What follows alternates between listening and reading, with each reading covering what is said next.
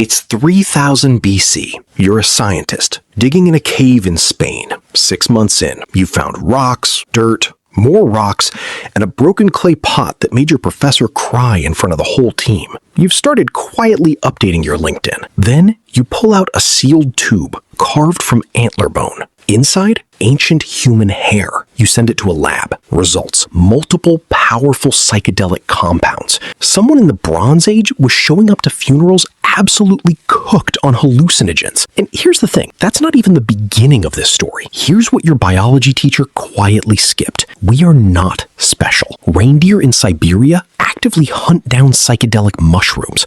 They eat them, then spin in circles until they fall over, which is either deeply alarming or completely understandable, depending on your week. Elephants walk ridiculous distances just to find rotten fruit, not for food, for the fermentation buzz. There are documented cases of entire drunk elephant herds stampeding through villages. Not a metaphor, actual villages, actual elephants, just pure vibes and property damage. And then there are dolphins. Dolphins have been observed passing pufferfish between each other, gently, taking tiny bites, just enough neurotoxin for a mild, altered state, then floating at the surface, mouths open, staring at nothing, like they just remembered they have work tomorrow. Researcher Ronald Siegel concluded that seeking intoxication might be a fourth basic drive in animals, sitting right next to hunger, thirst, and reproduction. Not a quirk, not an accident, a drive, hardwired in, which means when ancient humans stumbled onto psychoactive plants, they weren't doing something weird. They were doing what almost every complex organism on this planet does. They were just the first ones to give it a dress code. Now, here's the part nobody tells you. Most ancient drug use leaves absolutely no trace. Imagine trying to prove someone got high 50,000 years ago. The plant rots, the smoke disappears, the bones are dust. The only way we ever find evidence is if we get incredibly lucky. Sealed container, cold, dry storage, thousands of years of geological patience all working together.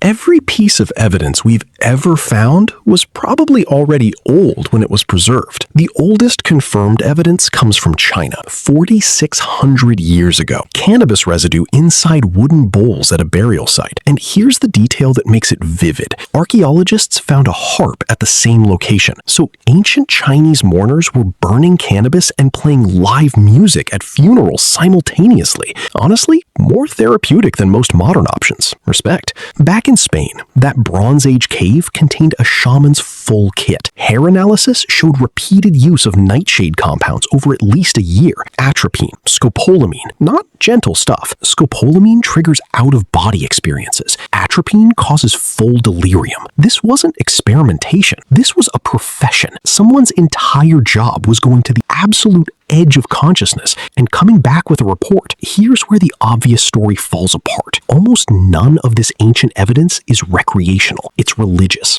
All of it. Cannabis burned at Chinese burials to contact the dead. Peyote used exclusively in sacred ceremony. Nightshade consumed alone in a sealed cave by a ritual specialist. Psychedelic mushrooms carved right next to gods across Mesoamerica. Cultures that never met, never traded, never shared a single word of language. And every single one independently arrived at the exact same ritual framework. Take a specific plant, enter an altered state, cross a threshold, contact something beyond ordinary reality. That is not coincidence. That is a pattern so consistent it makes archaeologists uncomfortable at dinner. Some researchers now argue psychedelics might be the literal origin point of religion. Not metaphorically, literally. The idea that there is something beyond this world, which is either the most profound thing you've heard today or the most unsettling. Depends how attached you are to your current worldview. And we cannot end this without addressing the hypothesis that clears rooms at academic conferences, the stoned ape hypothesis. Ethnobotanist Terence McKenna proposed in 1992 that 2 million years ago, our hominid ancestors followed grazing animals across the African savanna. Grazing animals produce dung. Dung grows psilocybin mushrooms. Early humans ate them by accident or by watching other animals, and repeated exposure over generations accelerated brain development, better pattern recognition, social bonding, language itself. The near doubling of human brain size in an evolutionarily compressed period might have been triggered by mushrooms growing in manure. Sit with that for a second. Most mainstream scientists reject this. You cannot biologically inherit a drug trip. The timeline is messy, there's no direct fossil evidence. But psilocybin is a documented neuroplastic agent. It literally stimulates new neural connections, measured in labs right now. That part is not controversial.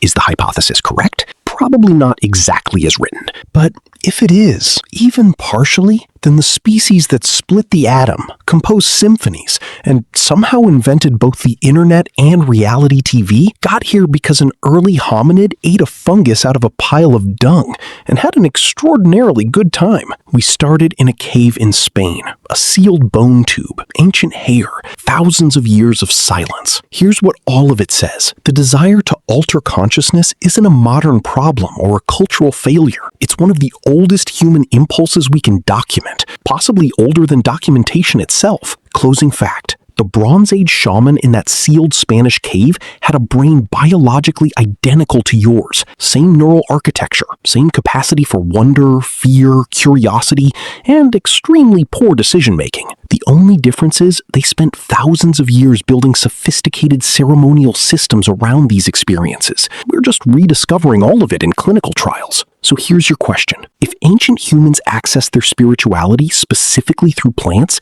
does that make their beliefs more real to you or less? Drop it below. I genuinely want to know.